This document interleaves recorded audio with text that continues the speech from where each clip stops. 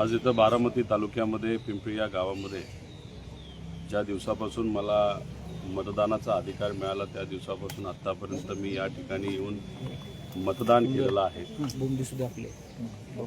इथं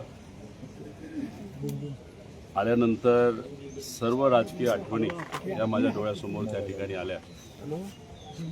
गेल्या काही महिन्यांमध्ये दादांबरोबर झालेली चर्चा ही परत एकदा माझ्या कानामध्ये ध्यानामध्ये त्या ठिकाणी ऐकू यायला लागली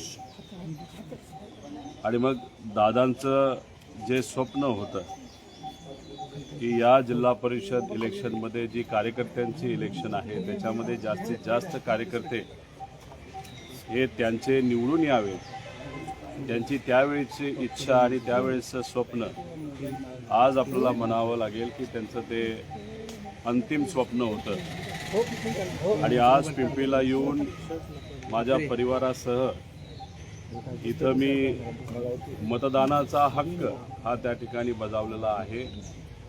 नक्कीच मला विश्वास आहे की दादांचं जे शेवटचं स्वप्न होतं की कार्यकर्ते मोठ्या प्रमाणात त्यांचे जिल्हा परिषदला निवडून येतील तसं ते स्वप्न लोक, मतदार आणि सर्व कार्यकर्ते मिळून ते पूर्ण करतील असा विश्वास त्या ठिकाणी आहे। दादा, आपण बघितलं की अजितदादांची दुर्दैवी घटना घडल्यानंतर संपूर्ण पवार कुटुंबीय एकत्र आल्याचं आपण पाहतोय आणि आज देखील मतदानाला येताना श्रीनिवास बापू असतील, सेगलवाहिनी असतील, युगेंद्रदादा असतील किंवा पार्थदादा आणि सुनेत्रवाहिनी त्या ठिकाणी एकत्रच आले होते मतदानाकरिता। आपल्याला असंच म्हणावं लागेल की दादांची जी मनापासूनची इच्छा होती की परिवार म्हणून सगळेच एकत्रित आले पाहिजे आणि त्या पद्धतीने दादांकडनं सुद्धा प्रयत्न केला जात होता।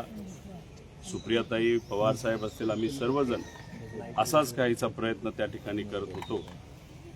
दुःखद घटना ही घडल्यानंतर 13 दिवस परिवार पूर्णपणे एकत्रित आहे आणि याच्याच पुढं सुद्धा अजितदादांचं जे स्वप्न आहे की परिवार म्हणून आपण एकत्रित राहिलं पाहिजे तसंच काहीतरी होईल।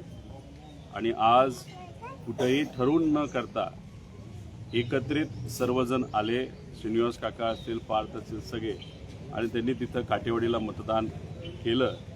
कुठं ना कुठंतरी परिवार म्हणून हा पुनश्च एकदा एकत्रित येताना नेता आलेला आपल्या सगळ्यांना बघायला मिळतो। पवार साहेब आणि पार्थ आणि आपण हे तिघांचा एक व्हिडिओ आपला रात्रीचा मोठा व्हायरल होतोय, काय चर्चा झाली, काय पवार साहेबांनी तुम्हाला मार्गदर्शन केलं?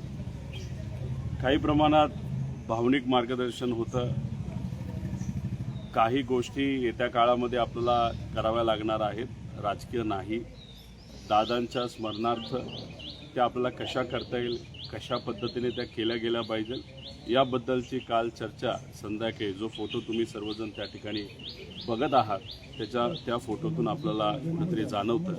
आणि नेहमी कधीही एखादी गोष्ट पवारसाहेबांच्या मनामध्ये आली तर ते आम्हाला बोलून घेतात, आम्हाला सांगतात आणि आम्हाला मार्गदर्शन करतात।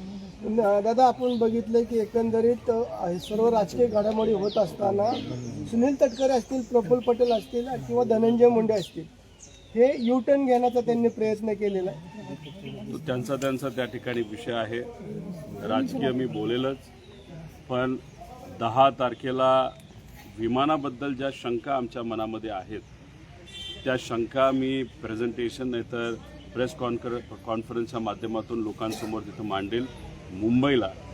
आणि 12 तारखेला विलिनीकरणाबद्दल काय घडलं, दादांची काय इच्छा होती हे मी 12 तारखेला मुंबईला प्रेस कॉन्फरन्सच्या माध्यमातून लोकांसमोर आणेल। आणि 12 तारीख का, तर त्या दिवशी दादांची एक इच्छा होती, ती काय होती, कशी होती याबद्दल मी 12 तारखेला प्रेस कॉन्फरन्सच्या माध्यमातून विलिनीकरणाबद्दल मुंबईत नक्कीच सांगेन।